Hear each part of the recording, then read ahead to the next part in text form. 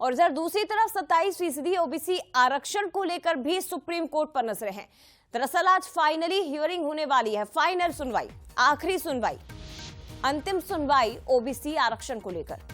आरक्षण पर बड़ा फैसला आ सकता है।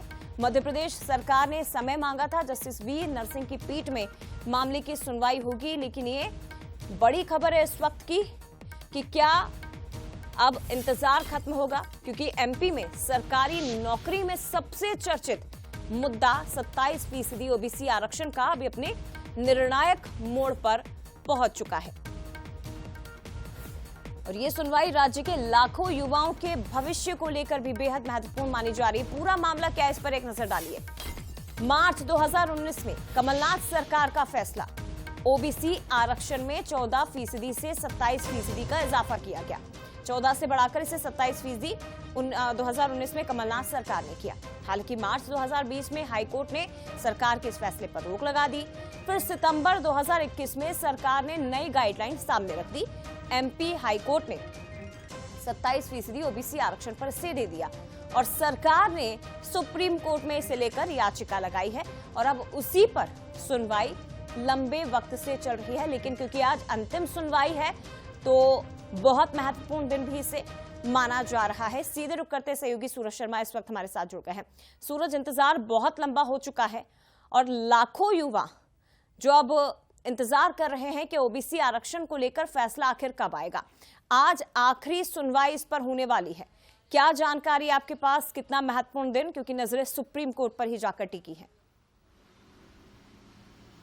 देखिए, बहुत महत्वपूर्ण दिन कह सकते हैं जय, क्योंकि आज फाइनल सुनवाई हो सकती है। इसमें हम देख रहे हैं लाखों जो युवा हैं, खासतौर से जो 27% आरक्षण का इंतजार कर रहे हैं, उनके लिए एक बड़ा मौका है कि जब आज फैसला आएगा तो किस प्रकार से फैसला आता है। दरअसल इसकी शुरुआत साल 2019 से हुई थी, जब कमलनाथ सरकार ने 14% से बढ़ाकर 27% ओबीसी आरक्षण बढ़ाया था। इसके पीछे तर्क था कि आबादी मध्य प्रदेश में ज्यादा है ओबीसी वर्ग की, तो ऐसे में उसके अधिकार भी उसके हिसाब से मिलना चाहिए। लेकिन कई याचिकाकर्ताओं ने याचिका लगाई थी और कहा था कि 50% से ज्यादा आरक्षण नहीं होना चाहिए, और जिस तरीके से यदि 27% आरक्षण मिलता है तो वो 50% से ऊपर चला जाएगा, जो कि कहीं ना कहीं सेंट्रल गवर्नमेंट की गाइडलाइन के अनुरूप नहीं है। तो शायद यही कारण है कि लंबे समय से हम देख रहे हैं कि 87-13% के जो लेकर भर्ती हो रही है लगातार, उस पर अड़चने हैं और कई 13% भर्तियां ऐसी हैं जिनका सिलेक्शन होने के बावजूद भी उन उम्मीदवारों को नौकरी नहीं मिल पा रही, क्योंकि मामला ओबीसी आरक्षण का सुप्रीम कोर्ट में अटका हुआ है। और शायद यही कारण है कि सरकार ने भी पहल की, इसको लेकर सर्वदलीय बैठक बुलाई, नेता प्रतिपक्ष के साथ ही तमाम अलग दल के लोग मिलकर बैठे और सभी याचिकाकर्ता थी उनको भी बुलाया था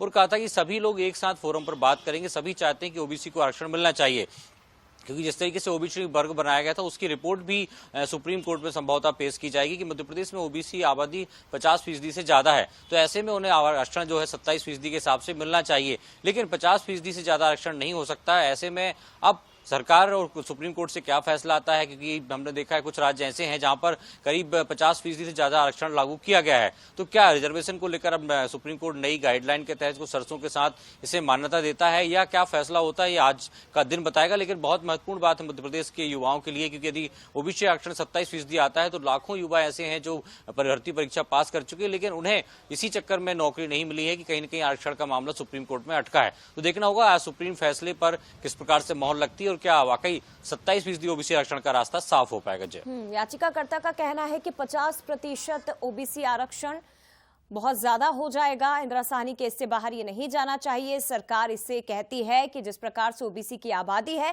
संवैधानिक तरीके से पूर्ण रूप से जायज है, लेकिन ये जायज है या नहीं है ये सर्वोच्च न्यायालय आज तय कर देगा। फिलहाल बहुत धन्यवाद आपका सूरज, तमाम जानकारी के लिए। नजरें लगातार इस बड़ी खबर पर बनी हुई है। आगे बढ़ते हुए